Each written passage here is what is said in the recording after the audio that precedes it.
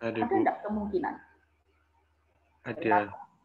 Bank Sinar yang sebelumnya dia preferen, dia berubah kemudian menjadi kreditur konkuren. Ada enggak menurut saudara? Ada. Ketika Bank Sinar, Siapa yang mau jawab? Said Umar, Bu. Umar. Silakan Umar. Bank Sinar dapat menjadi kreditor konkuren ketika Raffi Ahmad tidak dapat membayar dan yang dilakukan sikat jaminannya adalah Baim Wong. Baim Wong, kreditur Ya. konkuren. Ketika yang bertanggung jawab atas kreditnya itu, kreditornya menjadi Baim Wong selaku bortohnya itu, Bu. Kenapa kok kreditur konkuren, Umar? Kenapa? Kenapa Bank Sinar kok sebagai kreditur konkuren bila mana berkaitan dengan Baim Wong sebagai penjamin? Karena karena perjanjian kreditnya adalah bank dengan Raffi Ahmad dan yang dipasang di hak atas tanah HGB-nya itu milik Raffi Ahmad. Ketika tidak dapat membayar, maka masuknya pihak ketiga itu bank jadi konkuren, Bu. Jadi konkuren. Oke, nanti ikuti komentar ya, jawab kamu ya Umar ya. Oke, ya, ada yang lain? Silakan. Ada Mirza. Oke, silakan Mirza.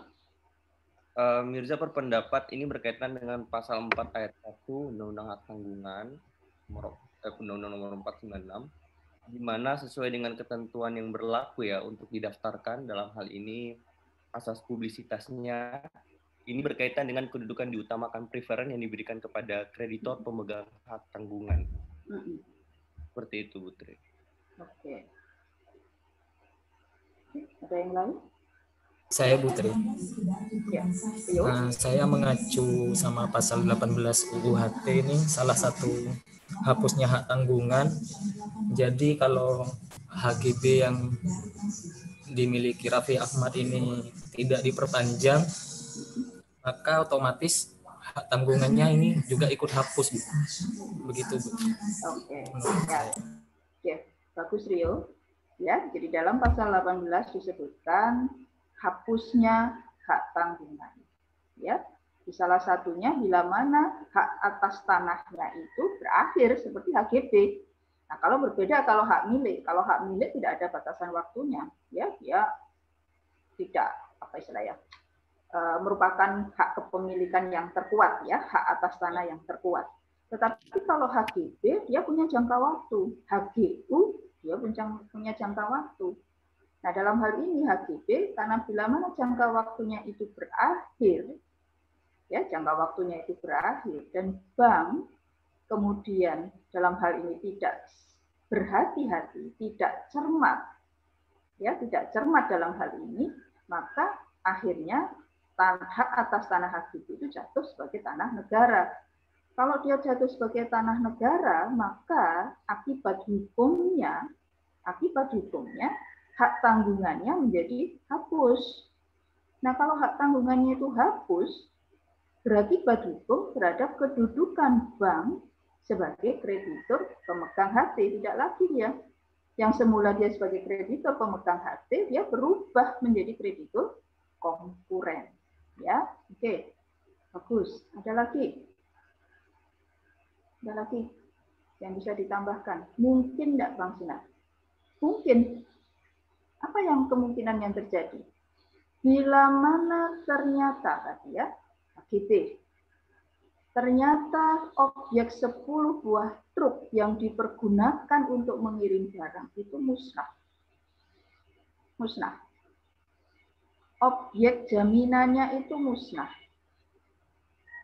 Kalau objek jaminannya musnah, di mana tidak di-cover dengan asuransi jaminan, asuransi kerugian, ya. Jadi bila mana objek jaminan itu tidak diasuransikan, kemudian muncul banker clause misalnya, ya. Kalau diasuransikan kemudian ada banker clause-nya, maka klaim asuransi itu bisa menjadi pengganti dari objek jaminan tadi. Tapi kalau itu tidak ada, misalkan itu kemudian bendanya itu musnah, maka akibat hukum dari musnahnya objek jaminan mengakibatkan perjanjian asesornya hapus. Jadi banyak sekali kemungkinan-kemungkinannya.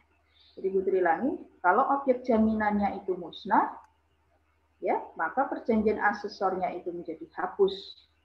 Kalau perjanjian asesornya itu menjadi hapus, akibat hukumnya kreditor yang semula sebagai preferen berubah menjadi kreditor konkuren. Kemungkinan lain ada. Bila mana objek jaminan tadi, si Raffi Ahmad Wan prestasi, ya, kemudian semua objek jaminan itu kemudian dieksekusi, ya, dijual, lelang misalkan. Ternyata nilai jaminannya itu tidak melunasi, tidak menutup seluruh hutang dari si Raffi Ahmad. Misalkan hutangnya 1 miliar, misalkan, andai kata. Ternyata nilai jaminannya tidak sampai 1 miliar ternyata. Andai kata. Apakah ini terjadi dalam perbankan? Banyak sekali. Ya, di mana bank kurang cermat, macam-macam. Sehingga nilai jaminannya yang semula mencukupi, ternyata dia merosot drastis nilainya. Maka hasil eksekusi, hasil penjualan objek jaminan itu kan dipergunakan untuk pelunasan utangnya ke bank Sina. Ternyata tidak cukup. Ternyata hasil penjualan nilai jaminan itu ternyata hanya cuma 800 juta. Berarti tersisa 200 juta. Nah, pembayaran 800 juta tadi belum menutup seluruh hutangnya si Raffi. Maka atas sisa hutang yang 200 juta tadi, kedudukan bank tidak lagi sebagai preferen. Kenapa? Jaminannya kan sudah dieksekusi semua. Kedudukan bank dalam hal ini hanya sebatas sebagai kreditur konkuren. Apa jaminannya? Jaminan umum. Jadi dalam perkuliahan Prof. Iskan mengatakan jaminan umum itu pada saat dia tidak dikehendaki oleh para pihak, pada saat tidak dikehendaki oleh bank, saya tidak mau jaminan umum, karena kalau jaminan umum itu kedudukan saya sebagai kreditur konkuren. Hak saya hanya hak pribadi atau hak perseorangan. Dia tidak mau, oke. Kita simpangi 1131, kita singkirkan dia 1131 dulu. Nah, 1131 pada saat tidak dikehendaki, disuruh menyingkir, ya, maka keberadaan dari pasal 1131 itu tidak hilang. Dia tidak hilang, perhatikan baik-baik. Jaminan umum itu yang lahir karena undang-undang, dia tidak menghilang dari dunia perikatan yang dilakukan oleh bank dengan si debitor. Nah, pada saat peristiwa tadi, objek jaminannya ternyata tidak mencukupi pelunasan utang, maka sisa utang dari debitor tadi, demi hukum, jaminan umum ini akan kembali dia. Dia akan mendampingi bank untuk mendapatkan pelunasan dari sisanya. Tapi tidak lagi sebagai kreditur preferen dia. Dia hanya berkedudukan sebagai kreditur konkuren. Ya. Jadi kalau kita apakah ada kemungkinan, banyak kemungkinan terjadi. Oke. Ya. Oke, kita lanjutkan. Nomor 4, masih ada pertanyaan lagi? Oke. Nah, jawaban dari si Umar tadi. Umar mengatakan bahwa bank sebagai kreditur konkuren. Ada betulnya, Umar. Kenapa kreditur konkuren? Perhatikan baik-baik. Kalau dalam soal ini, maka ada 2 jaminan, yaitu jaminan kebendaan. Ini jaminan kebendaan nih. Kemudian yang kedua adalah jaminan perorangan. Perhatikan baik-baik. dalam kasus ini ada dua jaminan. Jaminan yang pertama adalah jaminan kebendaan, yaitu hak tanggungan dan fidusia. Kemudian yang kedua adalah jaminan perorangan. Ya, jaminan perorangan atau borto. Maka pada perjanjian asesor, berarti perjanjian asesornya kan ada dua tadi ya, seperti Putri sampaikan, perjanjian kebendaan dan perjanjian perorangan. Nah, hak apa yang lahir dari dua perjanjian tadi? Siapa yang melakukan penandatanganan?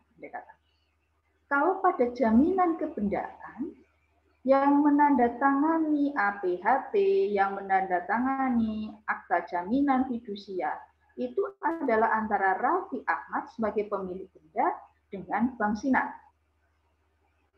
Ya, para pihaknya. Hak yang dilahirkan dari jaminan kebendaan adalah hak kebendaan. Ya, hak yang dilahirkan dari jaminan kebendaan adalah hak kebendaan. Itu tidak menjelaskan hak kebendaan apa-apa. Ya, pelajari baik-baik itu. Nah, perjanjian asesor yang kedua adalah perjanjian borto, penanggungan, perjanjian perorangan, itu sama maknanya. Di perjanjian perorangan, borto, penanggungan, itu punya makna yang sama. Nah, siapa yang menandatangani menandatangani perjanjian perorangan tadi? Siapa yang menandatangani perjanjian borto tadi? Antara Baim Wong dengan Bank Sinar. Ya, jadi Putri ulangi, siapa yang menandatangani perjanjian penanggungan, yaitu antara Bank Sinar sebagai penerima jaminan dan Baim Wong sebagai penjamin. Raffi Ahmad tidak tanda tangan, tidak perlu. Karena pada perjanjian penanggungan itu adalah pernyataan bagi Baim Wong. Baim Wong menyatakan bahwa saya akan menjamin utangnya Raffi Ahmad sekian ratus juta. Itu pernyataan dia. Diterima oleh Bank Sinar. Ya. Kemudian di situ ada pasal-pasalnya yang diatur. Itu antara Baim Wong dengan Bank Sinar. Nah, apa hak yang dilahirkan dari perjanjian antara Bank Sinar dan Baim Wong dalam borto?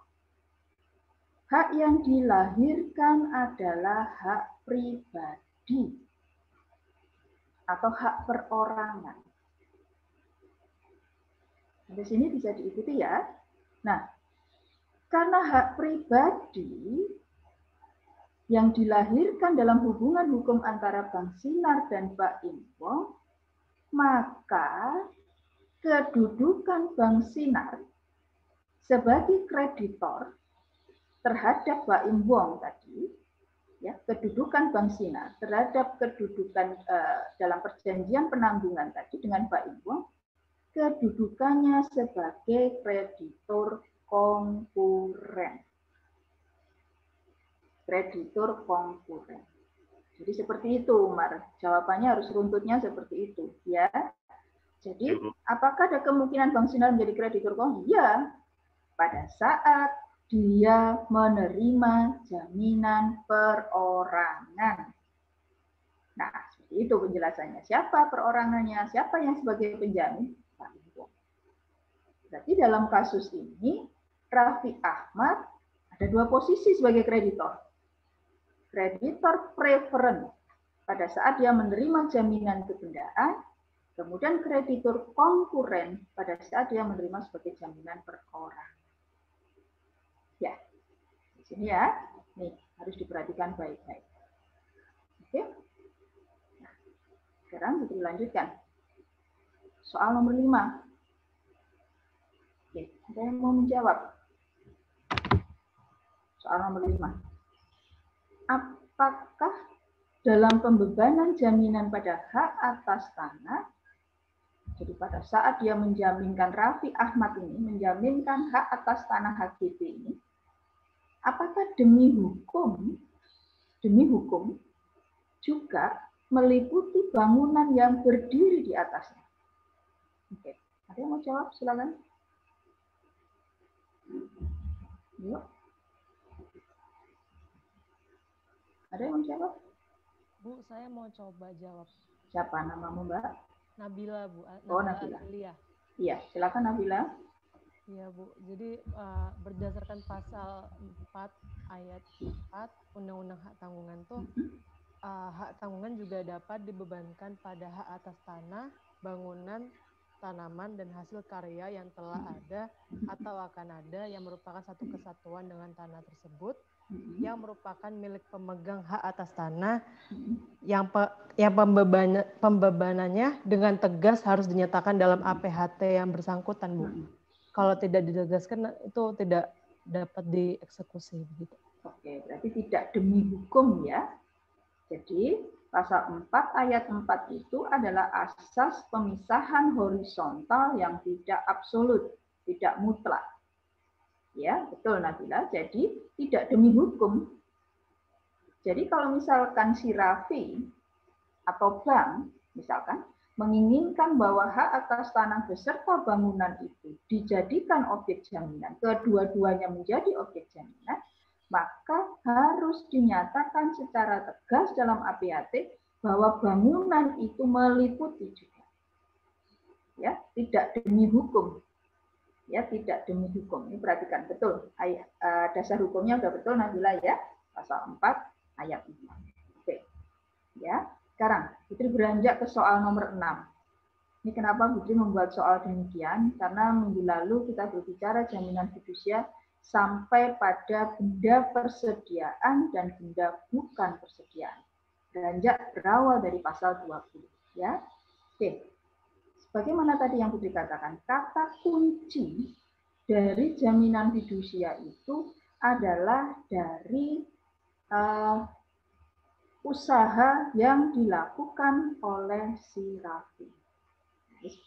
Contoh, apabila 10 buah truk ini sudah dijadikan objek jaminan, di mana sudah dilakukan pendaftaran dan lahir jaminan fidusianya ini sudah lahir, ya dalam jaminan fidusia.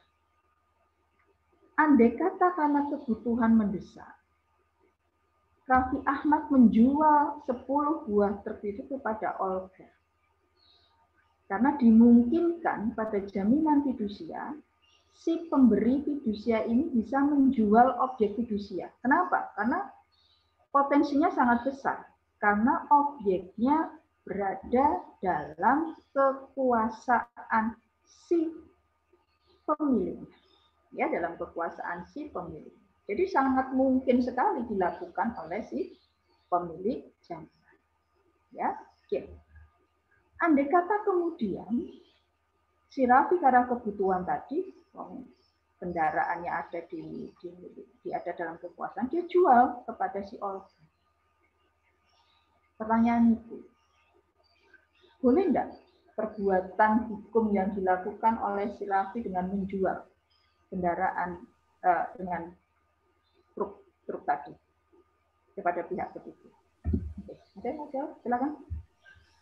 Oh, tidak boleh ya, Bu. Siapa? Komang, Bu. Komang. Oke. Kenapa Ya. Komang? Kenapa tidak boleh?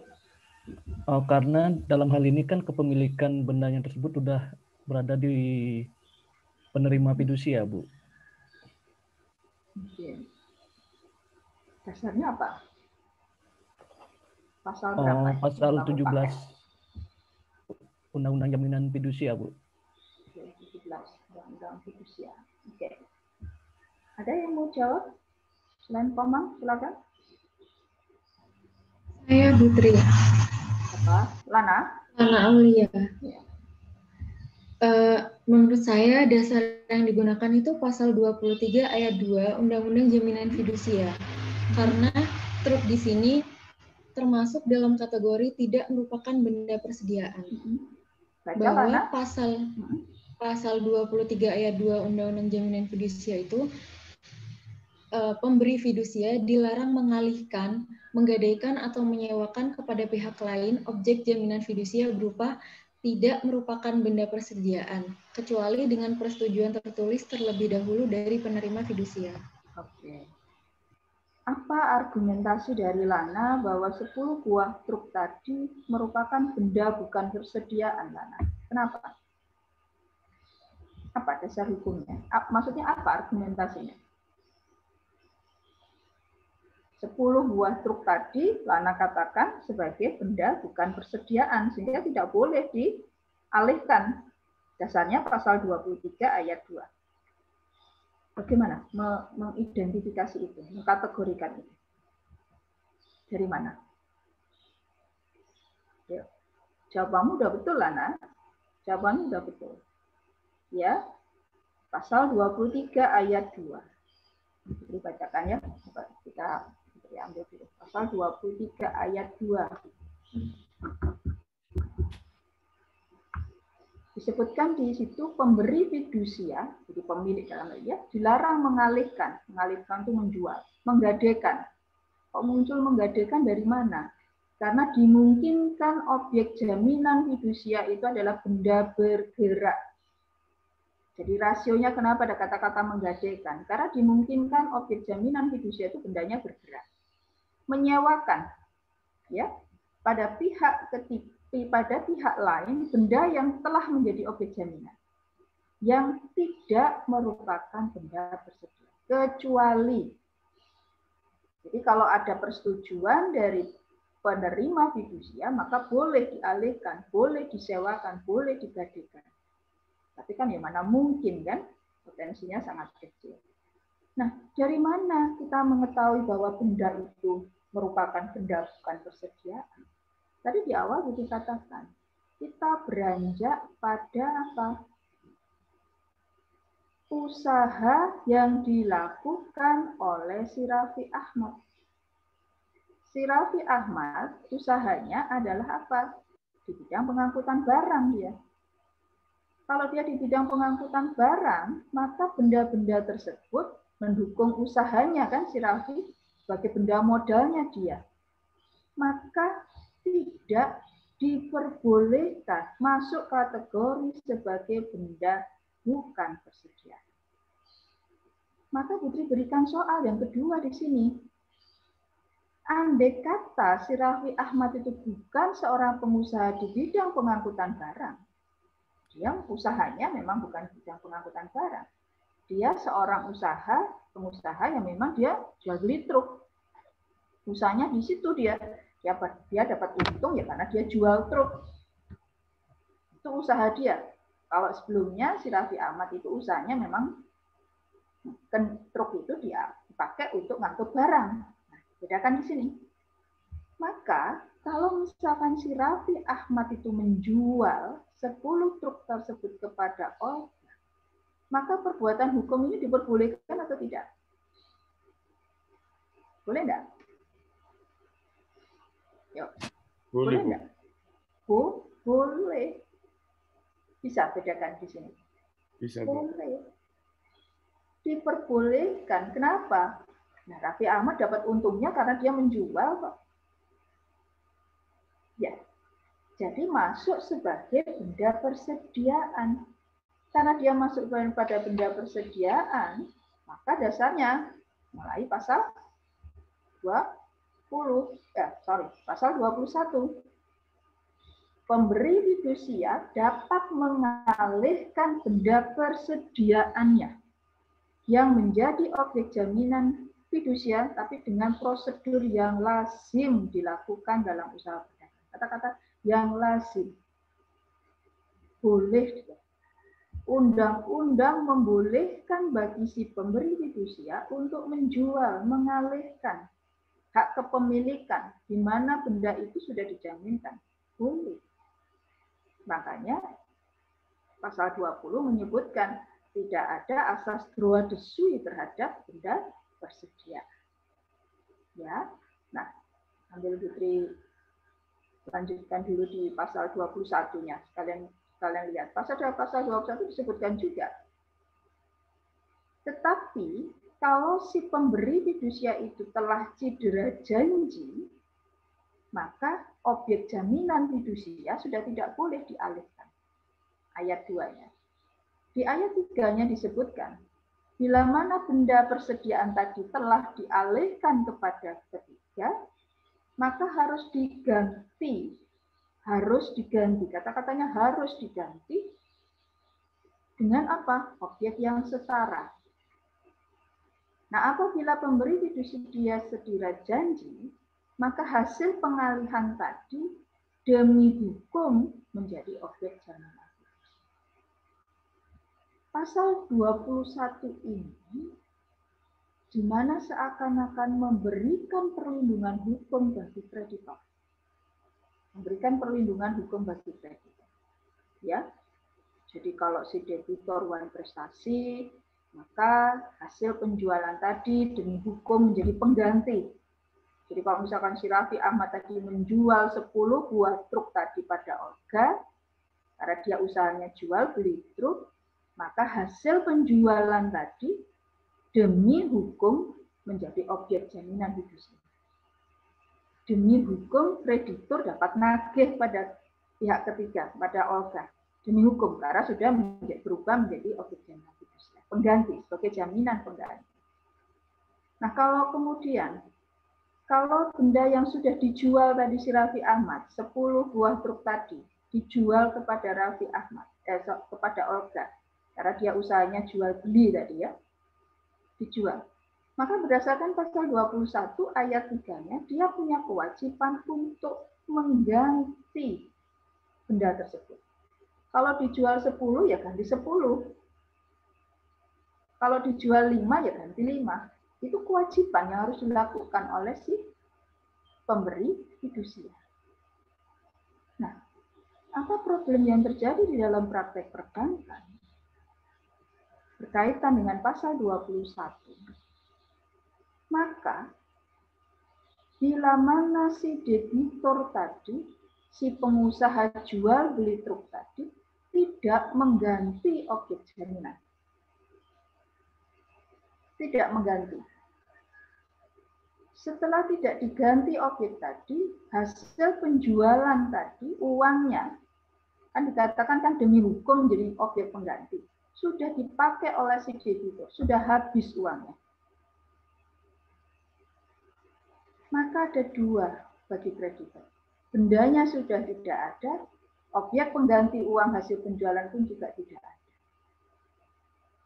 Pertanyaan Ibu, berarti kan dianggap objeknya kan sudah tidak ada jaminan fidusia. Ya kan? Objeknya kan sudah tidak ada.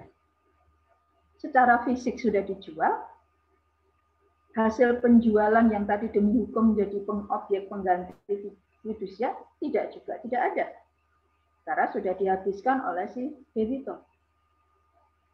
Nah, inilah nasib kreditor penerima jaminan fidusia yang berupa benda persediaan.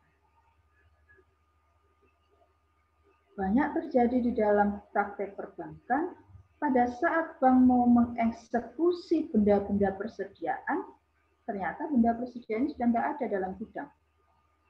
Disuruh ganti, tidak diganti oleh si debitor. Kenapa? Coba baca di dalam pasal 22.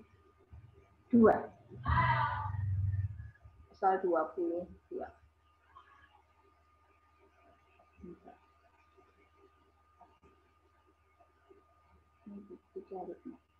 Mahardika, ada Mahardika?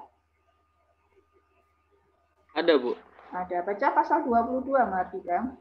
Pasal 22, pembeli benda yang menjadi objek jaminan fidusia yang merupakan benda persediaan bebas dari tuntutan meskipun pembeli tersebut mengetahui tentang adanya jaminan fidusia itu.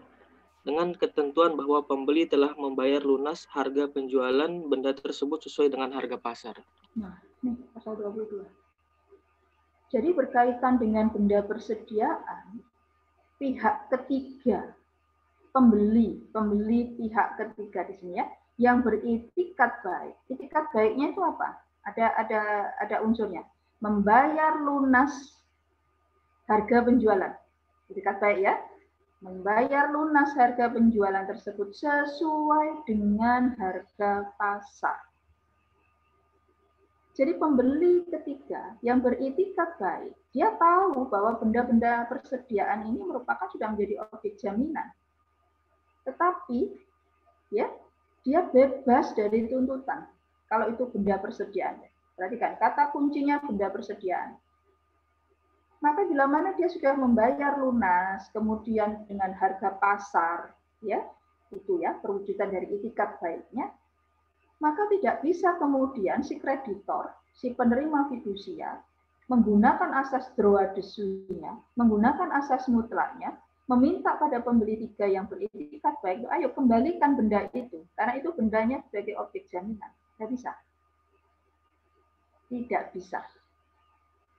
Hak yang dimiliki oleh penerima fidusia, hak yang dimiliki oleh si kreditor dalam hal ini, kreditor penerima jaminan fidusia tadi, yang notabene dia mempunyai ciri-ciri hak kebendaan, maka ciri-ciri hak kebendaan yang dimilikinya, bila mana itu berkaitan dengan benda persediaan, tidak berarti apa-apa. Bahkan kalau Kucing mengatakan secara kasar, lumpuh hak kebendaannya. Tetapi untuk benda persediaan, lumpuh. Dia tidak bisa menegakkan asas mutlaknya, misalnya, ayo kembalikan itu bendanya objek jaminan fidusia. Atau asas droa desunya, dia tegakkan, tidak bisa. Atau dia menggunakan gugat kebendaannya, ayo kembalikan, tidak bisa. Kenapa? Karena bendanya benda persediaan. Tapi dengan catatan, pembeli beritikat baik, membayar lunas harga penjualan itu sesuai dengan harga pasar. Harga pasar. Itu terus merupakan perwujudan dari asas itikat baik. Nah, sehingga dalam Undang-Undang Jaminan Fidusia ini, kalau itu benda persediaan, ya sudah, tidak bisa apa-apa. Kreditornya ini tidak bisa apa-apa dia. Apa yang bisa dilakukan oleh kreditor, penerima jaminan fidusia? Mau tidak mau, karena dia tidak bisa menegakkan haknya pada pembeli yang beritikat baik tadi terhadap benda persediaan, mau tidak mau ya ke pemberi fidusia. Pemberi fidusia tadi suruh ganti barangnya, tidak diganti. Mau ngambil hak tagihannya demi hukum sudah tidak bisa. Katakanlah si pembeli tadi sudah membayar kepada si debitor, dibayar lunas, tapi oleh si debitor dihabiskan. Sudah, selesai. Maka objek jaminan fidusia itu, kalau dalam akte jaminan ada di situ misalkan 10 buah truk misalkan, atau persediaan barang di gudang apa gitu, tapi tidak bisa dilakukan eksekusi, barangnya tidak ada. Maka apakah kreditor itu masih bisa disebut sebagai kreditor preferent?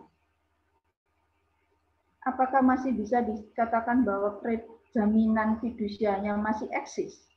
Masih ada, bendanya tidak ada. Nih, problematika yang dihadapi oleh kreditor penerima jaminan fidusia benda persediaan. Maka apa yang bisa dilakukan oleh bank? Upaya-upaya preventif apa yang bisa dilakukan oleh bank? Ya, dimonitor.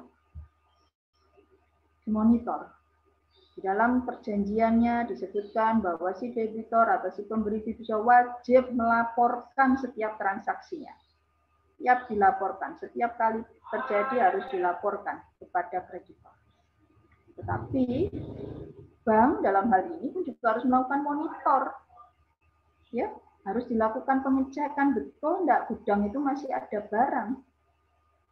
Ternyata setelah masuk pada gudang enggak ada barangnya sama sekali, kosong. Siapa yang salah? Kalau itu ya dua-duanya.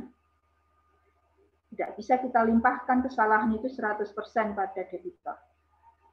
Ya, itu selalu ingat kuliah dari Prof. Tidak ada suatu kesalahan orang itu 100%. Tidak ada.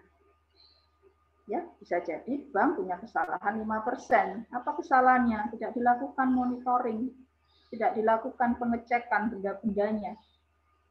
Nah, kalau tidak dilakukan pengecekannya, ya sudah. Itu tadi apa yang terjadi. Ya, nih pasal 21 dan pasal 20. Nah, berbeda kalau bendanya itu bukan persediaan. Kalau dalam contoh tadi, yang pertama ini, 6A tadi. Kalau bendanya bukan persediaan, berbeda akibat hukumnya. Kreditor dapat menegakkan haknya kepada pembeli. Pembelinya sudah beritikat baik loh Putri, sudah bayar lunas, sudah sesuai harga pasar. Tunggu dulu. Tunggu dulu. Yang dijual itu bendanya bukan persediaan. Karena bendanya bukan persediaan, maka ketentuan pasal 20 ya, junto pasal pidananya pasal 35 menjadi berlaku. Jadi kalau itu bendanya bukan persediaan, maka hak kebendaan yang dimiliki oleh kreditor itu masih nempel. Kalau benda persediaan tadi kan lumpuh. Kalau Putri katakan sudah lumpuh lah istilahnya. Ya, sudah lumpuh, tidak bisa ditegakkan. Tapi kalau itu bendanya bukan persediaan, maka hak kebendaan yang dimiliki oleh si kreditor itu masih melekat. Asas droit de suite-nya bisa ditegakkan, pasal 20. Asas mutlaknya masih bisa ditegakkan. Sehingga dia bisa menuntut pembeli tadi, ayo kembalikan bendanya. Ayo kembalikan benda itu, karena itu objek jaminan fidusia. Ya.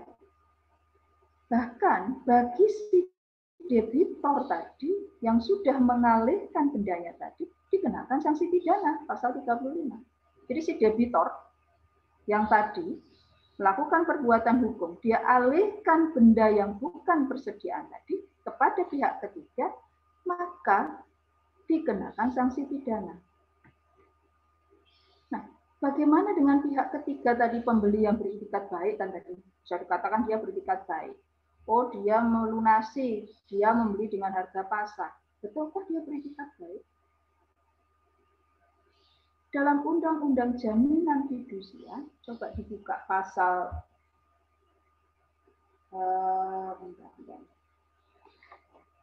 pasal 18. Coba dibuka. Pasal 12. Pasal 18. Coba dibuka pasal 18. Cindy Lumorin ada? Ada, Bu. Ada. Coba dibaca Mbak pasal 18. Pasal 18, segala keterangan mengenai benda fidusia yang menjadi objek jaminan fidusia yang ada pada kantor pendaftaran fidusia terbuka untuk umum. Terbuka untuk umum. Apalagi pendaftarannya sudah secara elektronik. Ya. Jadi terbuka untuk umum.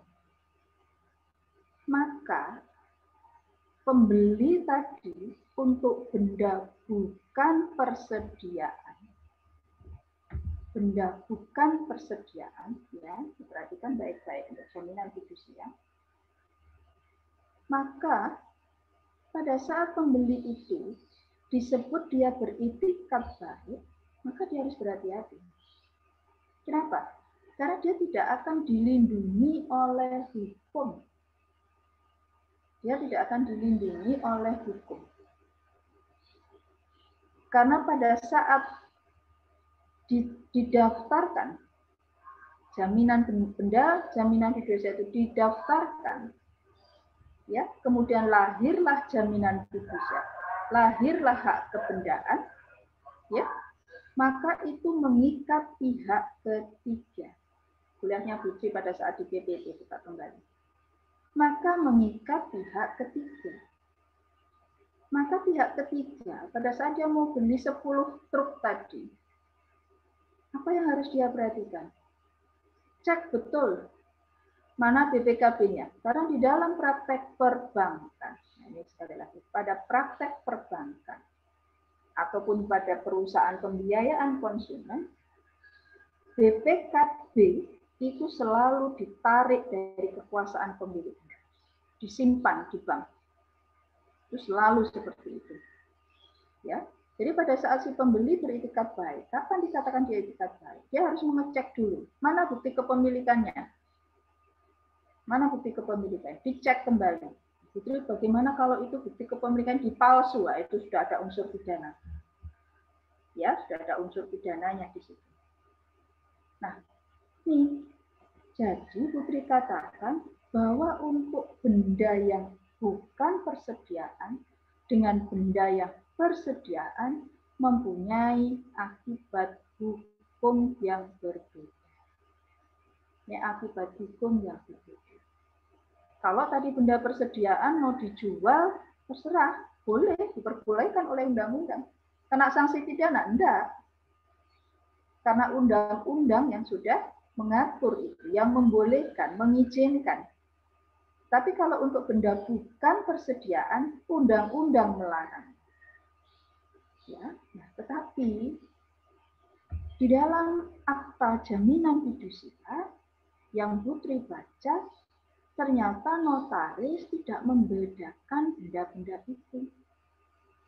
Tidak membedakan benda-benda itu. Coba kita Putri cek dulu sebentar ya. Putri tutup dulu. Putri stop share-nya ya. Putri mau share yang AJF. Oke, jaminan fidusianya.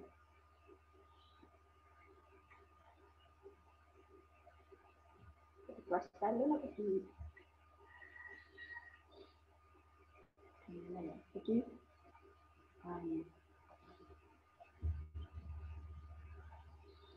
terus dulu. Nah, ini ya.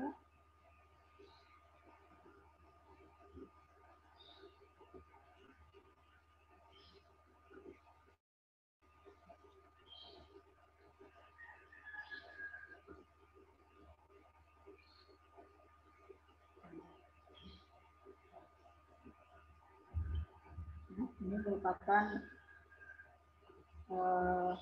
salah satu akta yang kemarin Putri share juga. Nah, ini adalah jaminannya adalah benda persediaan. Ya, benda persediaan. Adapun objek jaminan benda persediaan seperti ini. Ini contohnya. Bisa kelihatan di sini, ya. Benda persediaan misalkan persediaan bahan baku berupa persediaan bahan pembantu berupa persediaan bahan jadi. Nah, ini adalah contoh dari perusahaan minuman kemasan. Ini ya. Jadi objeknya itu adalah perusahaan yang memproduksi minuman kemasan. Jadi minuman kemasan yang manis, rasa jeruk, rasa macam-macam di sini.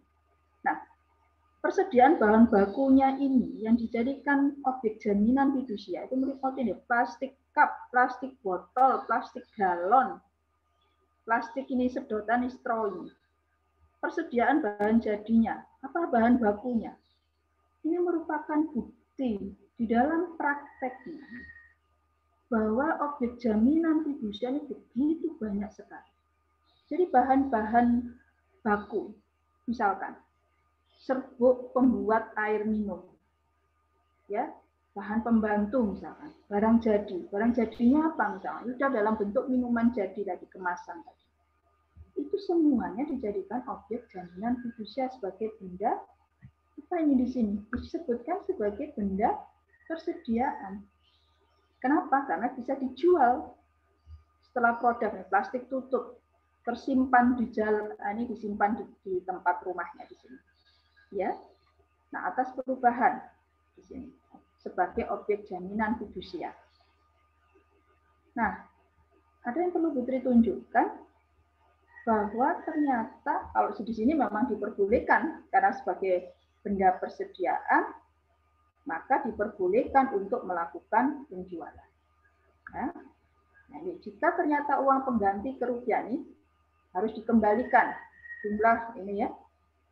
Tidak muncul maka diberi kewajiban lunas. Nah, ini ada beberapa klausul yang sebenarnya diambil dari ketentuan dari Undang-Undang Jaminan Fidusia. Ada kewajiban untuk mengganti.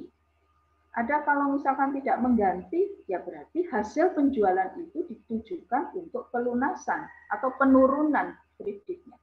Itu harus saudara nanti coba dicantumkan di dalam klausulnya. Tidak lain untuk apa? Mengamankan posisi dari si kreditor. Kenapa? Apa yang terjadi tadi Bu Tri yang sampaikan? Pada saat si kreditor itu mau masuk ke gudang, sudah tidak ada. Habis. Nih. Jadi seakan-akan dia sebagai kreditor preferent, tapi tidak ada objek jaminan yang mau dieksekusi. Omong kosong nih berarti. Ini problematika yang dihadapi oleh perbankan pada saat dia menerima objek jaminan fidusia, khususnya benda tersedia. Ya, oke, dilanjutkan kembali yang tadi yang soal tadi ya. Oke. Ada pertanyaan dulu untuk jaminan fidusia sebelum Putri masuk ke workshop.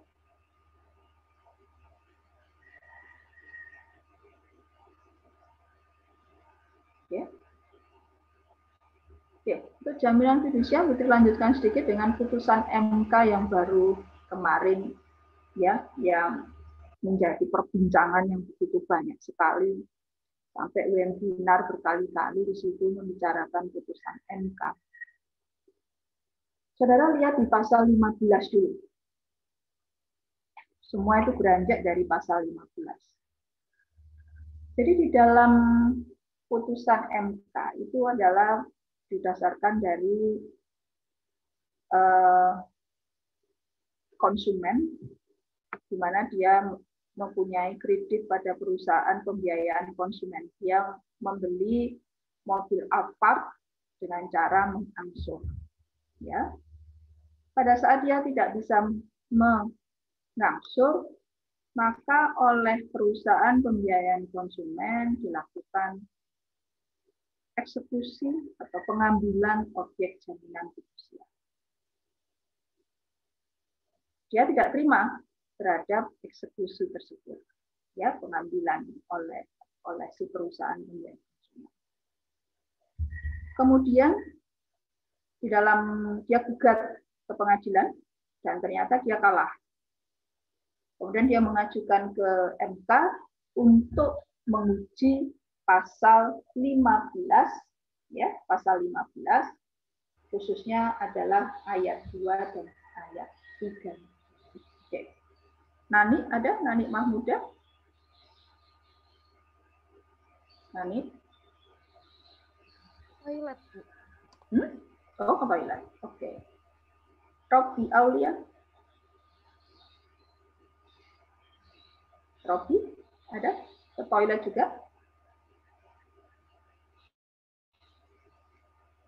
Robi juga ke toilet, atau mungkin kuliah sambil tidur ya. Ini diberitahu sendiri karena ada mahasiswa yang kuliah itu sambil tidur gitu. Ya, inilah problematikanya kuliah secara daring ya. Oke. Nabila, Sofiana, ada? Iya Bu, ada Bu. Oke. Coba dibaca pasal 15 dulu. Pasal 15 ayat 2 ya Bu ya?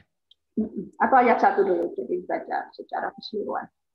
Pasal 15 ayat 1. Dalam sertifikat jaminan fidusia sebagaimana dimaksud dalam pasal 14 ayat 1 dicantumkan kata-kata demi keadilan berdasarkan ketuhanan yang Maha Esa. Ayat 2. Sertifikat jaminan fidusia sebagaimana dimaksud dalam ayat 1 mempunyai kekuatan eksekutorial yang sama dengan putusan pengadilan yang telah memperoleh kekuatan hukum tetap. Ayat 3, apabila debitor cedera janji, penerima fidusia mempunyai hak menjual benda yang menjadi objek jaminan fidusia atas kekuasaannya sendiri. Oke. Ya. Jadi di dalam pasal 15 tersebut sebenarnya terkandung 2 model eksekusi. Ya, nanti diuntukkan pasal 29 ya. Jadi dalam pasal 29 itu ada 3 model eksekusi. Yang pertama adalah parate eksekusi, kemudian yang kedua dengan titel eksekutorial, kemudian yang ketiga dengan menggunakan penjualan di bawah tangan di dalam pasal 29. Ada 3 di situ. Nah, yang diminta oleh uji material pada pasal 15 itu khususnya ayat 2 dan ayat 3. Di dalam ayat 2 dan ayat 3, pasal 15 ya, ayat 2-nya, bahwa sertifikat jaminan fidusia sebagaimana maksud di ayat 1, dari sertifikat jaminan fidusia yang ada irah-irahnya, maka itu mempunyai kekuatan eksekutorial yang sama dengan putusan pengadilan yang telah memperoleh kekuatan hukum. Jadi ayat 2 itu adalah eksekusi yang menggunakan titel eksekutorial, menggunakan sertifikat jaminan fidusia. Sedangkan ayat 3-nya, apabila debitur cedera janji, penerima fidusia mempunyai hak untuk menjual benda yang menjadi objek jaminan atas kekuasaan sendiri. Pasal 15 ayat 3 ini sebenarnya terkandung disebut dengan parate eksekusi. Parate eksekusi. Nah, ini yang diuji material dan dikabulkan oleh hakim MK. Apa yang diuji? Disebutkan berkaitan dengan apabila cedera janji. Cedera janji, pernyataan wan prestasi itu harus didasarkan pada kesepakatan. Jadi cedera janji wan prestasi itu harus didasarkan kesepakatan. Contoh misalkan, si kreditor mengatakan, kamu wan prestasi. Debiturnya kalau ngomong enggak, saya enggak wan prestasi kok. Berarti kan enggak sepakat wan prestasi. Nih, jadi kapan kreditor bisa mengeksekusi? Satu, bila mana kalau wan prestasi itu didasarkan pada kesepakatan bersama. Dua, adanya penyerahan sukarela dari si pemilik benda tadi, si debitur tadi. Diserahkan dengan sukarela. Kalau itu dilakukan dua-duanya, maka baru bisa dieksekusi, bisa dijual secara lelang. Nah, putusan MK ini yang kemudian mereduksi apa yang dimaksud dengan kelebihan yang diberikan oleh Undang-Undang Jaminan Fidusia. Undang-Undang Jaminan Fidusia itu salah satu prinsip asasnya adalah kemudahan dalam melakukan eksekusi. Nah, ini kan tidak dilakukan ternyata. Dengan adanya putusan MK ini kan menyulitkan bagi si kreditor. Coba dibaca pasal 30 dulu. Pasal 30. Novia, ada Novia? Novia Dwi Karyati. Ada, Mbak? Pasal 30. Pasal 30. Memberi fidusia wajib menyerahkan benda yang menjadi objek jaminan fidusia dalam rangka pelaksanaan eksekusi jaminan fidusia. Iya. Jadi pasal 30 itu adalah nyambung dari pasal 29.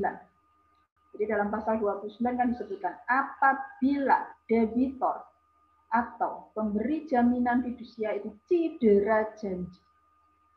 Nah, cedera janji itu kan sebenarnya sudah tertuang dalam perjanjian kreditnya. Dalam perjanjian kredit itu sudah ada klausul tentang cedera janji. Kapan sih dia cedera janji? Kan sudah jelas.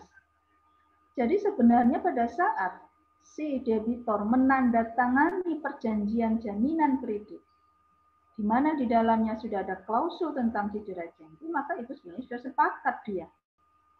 Sudah sepakat di situ. Nah, nyambung di pasal 30-nya. Kalau tadi dia sudah cedera janji, maka bank atau kreditor penerima jaminan fidusia dapat melakukan eksekusi terhadap objek tadi. Di dalam pasal 30-nya disebutkan pemberi fidusia wajib, pada kata wajib di situ, ya, menyerahkan benda yang menjadi objek jaminan fidusia dalam rangka pelaksanaan eksekusi. Kemudian ada berkaitan bila mana penjelasannya, ya, dalam penjelasan pasal 30 disebutkan bila mana kemudian dibacakan dalam hal memberi fidusia tidak menyerahkan objek jaminan fidusia pada waktu eksekusi, maka dapat meminta bantuan pihak yang berwenang. Siapa pihak berwenang? Berdasarkan Perkap Polri, maka bisa meminta bantuan polisi untuk mendampingi, loh ya, bukan polisinya yang eksekusi, enggak. Mendampingi untuk melakukan eksekusi. Itu ada perkapnya. Nah, kalau melihat undang-undang jaminan fidusia, ya, kan harus wajib diserahkan. Tetapi dengan adanya putusan MK, di situ disebutkan penyerahannya harus sukarela. Ya, inilah putusan MK. Kalau Prof. Yuda mengatakan ini yang hakim-hakimnya ini tidak ada yang dari perdata, mungkin tidak tahu filosofinya dari hukum jaminan, tidak tahu tentang filosofinya keberadaan dari undang-undang jaminan fidusia. Ini kan tentunya menyulitkan bagi kreditor. Sukarela itu, di mana letak sukarelanya? Kalau di undang-undang jaminan fidusia mengatakan kata wajib di situ. Nih. Ini di uji material pasal 15. Ya, begitu banyak mahasiswa yang menulis tentang putusan MK itu di tempat MH maupun MK itu sampai S1 itu sekitar mungkin ada 10 mahasiswa menulis tentang itu putusan MK tersebut. Ya, lumayan banyak pembahasan tentang itu, ya. Oke. Ini berkaitan dengan jaminan fidusia. Kita lanjutkan kaitan dengan jaminan hak tanggungan. Ya, bentar. Kita buka dulu penanggungannya. Oke. Jadi beranjak dari jawaban umat tadi di awal, maka di sini letaknya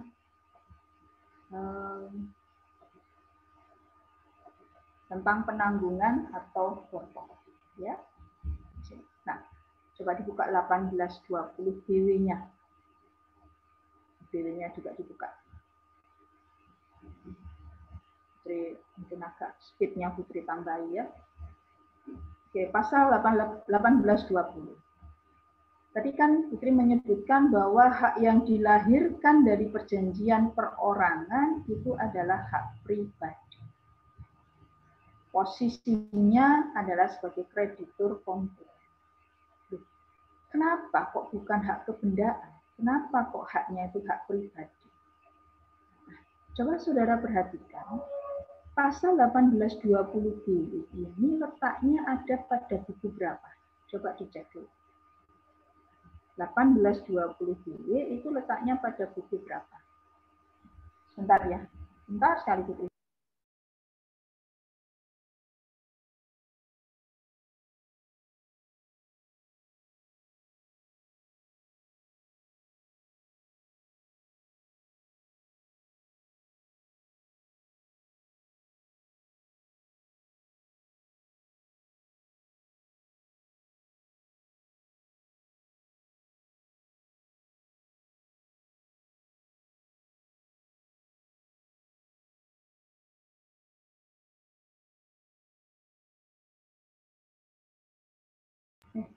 Maaf. Ya Putri lanjutkan. 1820 BW itu ada pada buku berapa? Coba dicek. Buku ketiga. Buku 3 BW. Saudara ingat kuliahnya Prof. Is, kalau buku 3 BW itu hak apa yang dilahirkan? Hak pribadi. Ya. Jadi ketentuan-ketentuan dalam buku 3 BW itu hak yang dilahirkan itu adalah hak pribadi. Ya. Nah, konsekuensi dari hak pribadi tadi, maka krediturnya adalah kreditur konkuren. Oke. Kita akan gambarkan demikian. Ini gambaran sederhana. A, kreditor, B, debitor. Maka perjanjian penanggungan itu siapa yang menandatangani adalah kreditor dengan si penjamin. Kreditor dengan si penjamin. Penjamin siapa? Si board ini menjamin utangnya siapa? Utangnya si debitor. Di sini. Nah, ini tahapannya, perjanjian kredit sebagai perjanjian pokoknya, kemudian perjanjian bortohnya sebagai perjanjian asesornya. Ini sifat-sifat dari bortoh. Asesor ya, ikutan. Tergolong sebagai jaminan perorangan. tidak memberikan hak preferensi. Perkataan tidak memberikan hak preferensi ini merupakan konsekuensi hukum hak yang dilahirkan adalah hak perorangan. Ya, yang sifatnya adalah relatif.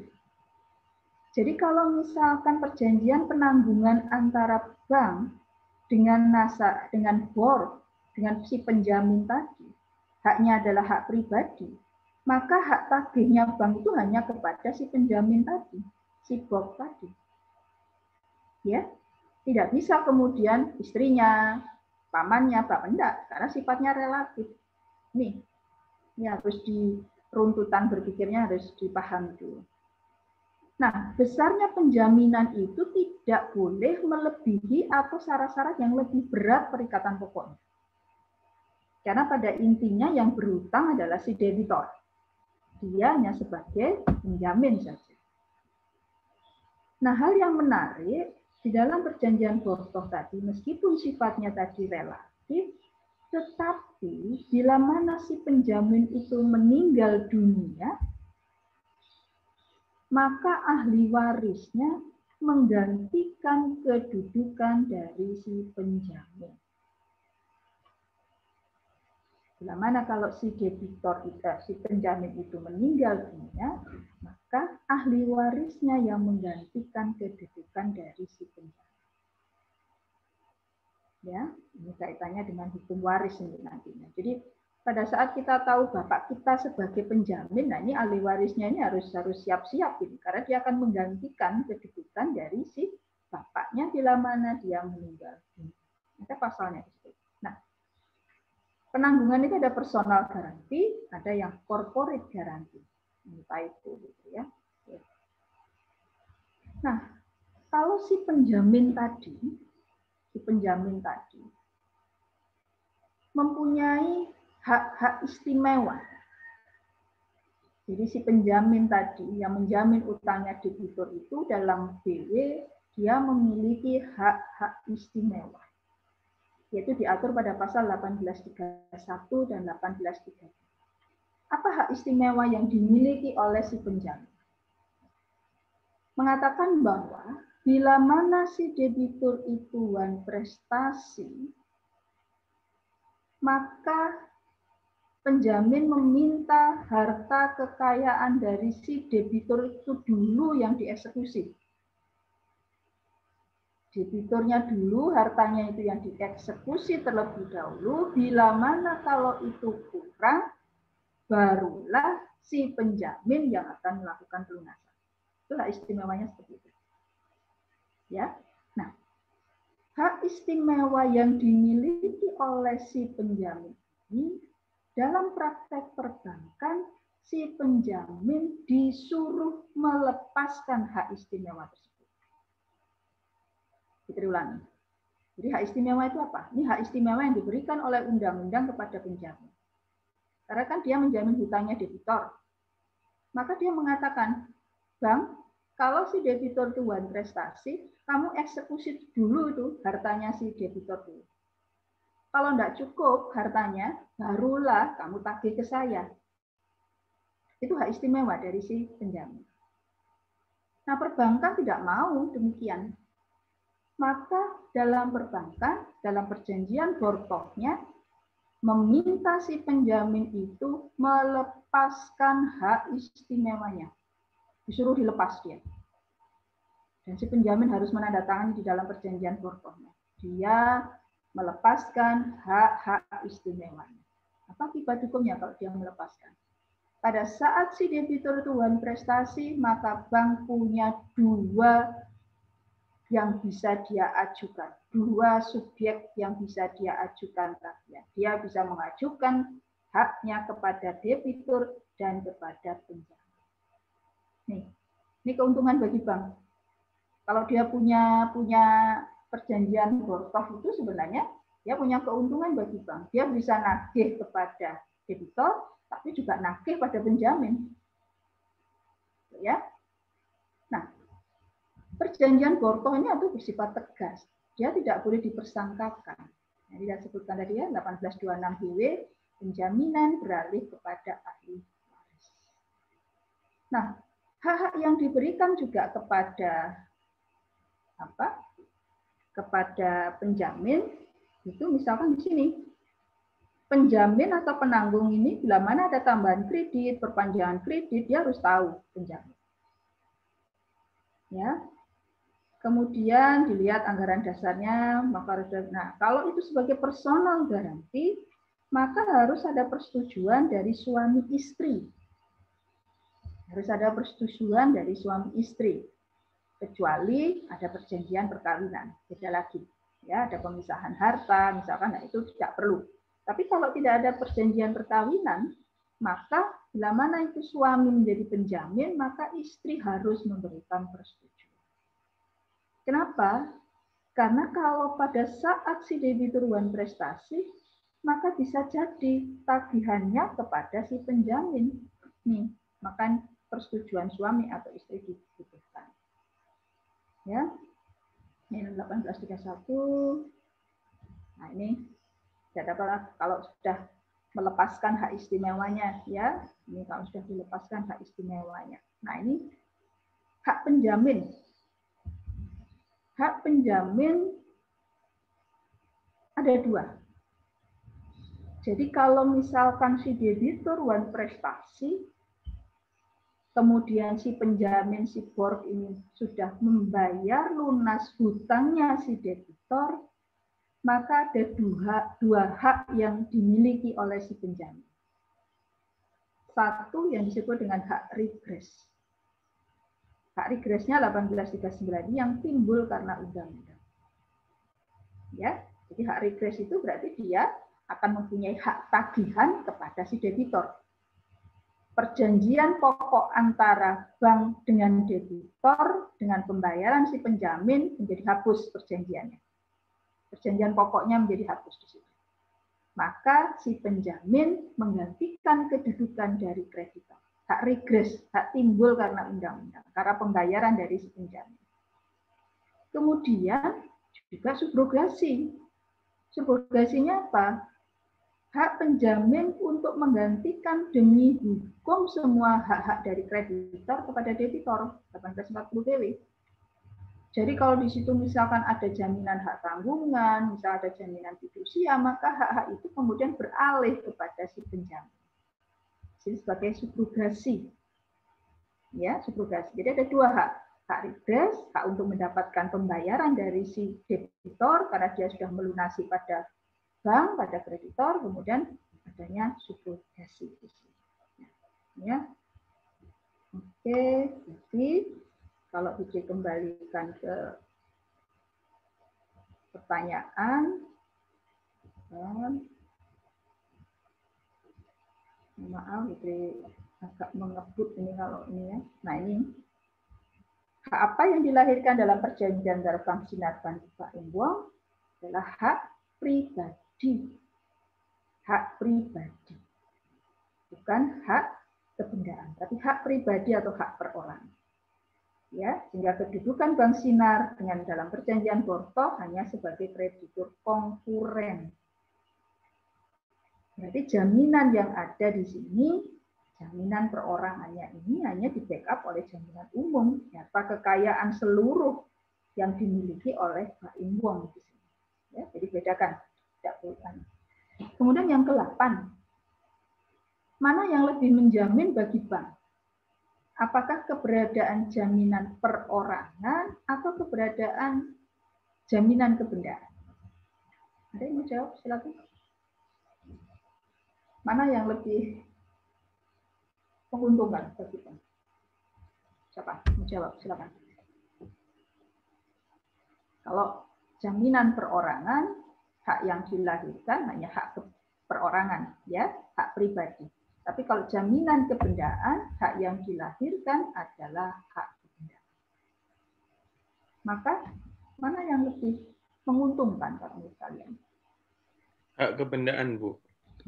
Kenapa? Karena hak kebendaan diikuti sifat eksekutorial. Jadi bendanya dapat dilakukan penjualan untuk mengembalikan utang debitur kepada kreditur.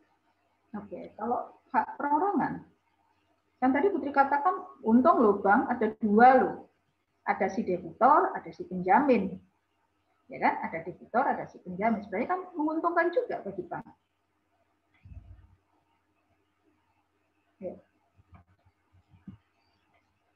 Oke, kalau hak kebendaan tadi Umar katakan hak yang dilahirkan adalah hak kebendaan. Kalau hak kebendaan kan dia punya ciri-ciri kan? Ciri-ciri unggulan seperti asas mutlak, droit de suite, droit de préférence atau asas preferensi, ya kan? Asas prioritas gitu itu. Tapi kalau hak pribadi, apa argumentasinya? Dan tadi Putri juga menyebutkan itu ternyata juga menguntungkan bagi bank. Kalau ada jaminan perorangan, nah ini di dalam praktek perbankan, jaminan perorangan atau bortoh ini hanya sebagai supporting kolateral. Supporting kolateral itu hanya untuk sebagai jaminan tambahan, untuk menambah kepercayaan bank terhadap debitur tersebut. Jadi hampir tidak ada, hanya jaminan perorangan saja, tidak ada. Karena itu dalam praktek perbankan, itu lebih pada jaminan tambahan, supporting collateral. Berbeda dengan jaminan kebendaan. Kalau jaminan kebendaan itu biasanya posisinya adalah sebagai jaminan pokok, ya, yang lebih diperhitungkan.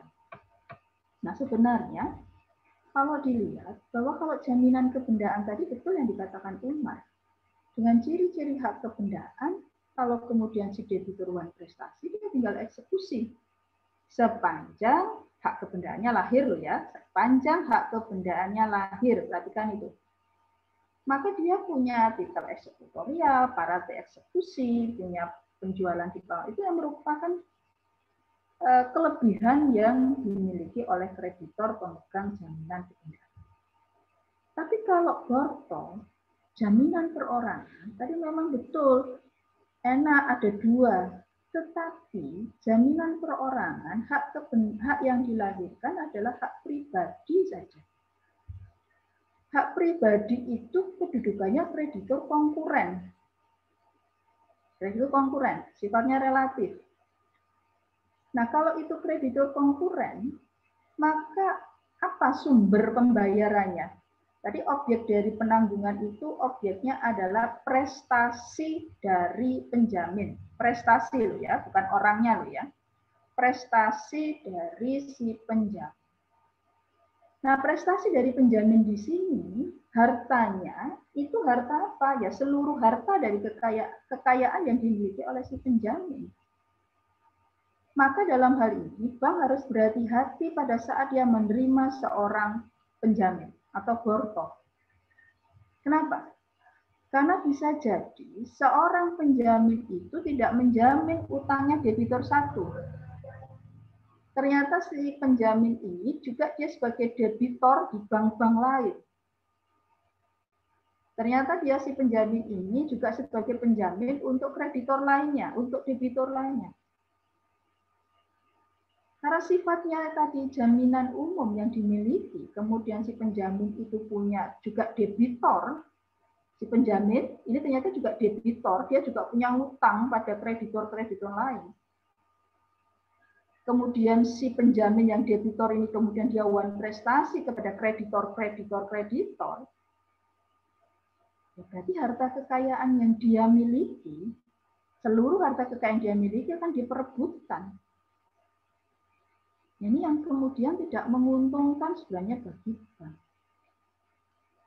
Ya, jadi kelemahan-kelemahan pada saat Prof. Isna ini menjelaskan tentang jaminan umum, posisi sebagai kreditor konkuren itu yang bisa saudara angkat di situ. Ya, jadi kalau ataupun bank, makanya bank memposisikan dikategorikan sebagai jaminan tambahan saja, bukan jaminan pokok. Karena kalau itu jaminan pokok, waduh berisiko sekali bagi bank. Jadi kalau si penjamin ternyata debitor dia utang di A, B, C, dan D, wah. Dan harta kekayaannya akan dimiliki.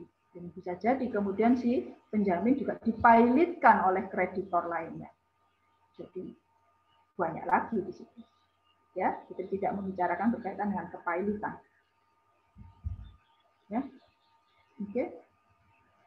Ini perjanjian perorangan, ya, yang bisa Fitri jelaskan. Ya, ada pertanyaan dulu sebelum Fitri akhiri. Materi Fitri ujian sampai bortoh ya, sama dengan kuliahnya Prof. Isna ini. Jadi kalau misalkan Prof. Isna ini tidak memberikan soal, berarti Fitri akan soalnya mulai Prof. Is ya, materi Prof. Is di awal sampai terakhir tentang bortoh. Model ujiannya kayak gimana Bu untuk UAS-nya? Ujian soal seperti atau kalau sebentar. Kalian kalau ya seperti secara daring, secara lewat aula, ujiannya seperti aula. Pada saat seperti kalian mengerjakan tugasnya itu kan, tapi jangka waktunya kan panjang ya. Tapi kalau ujian ya sesuai misalkan ujian hukum jaminan, lembaga jaminan pada hari Rabu misalkan pukul 8 sampai pukul 10 misalkan. Maka selama 2 jam itu ya bisa 2 soal yang harus kalian kerjakan.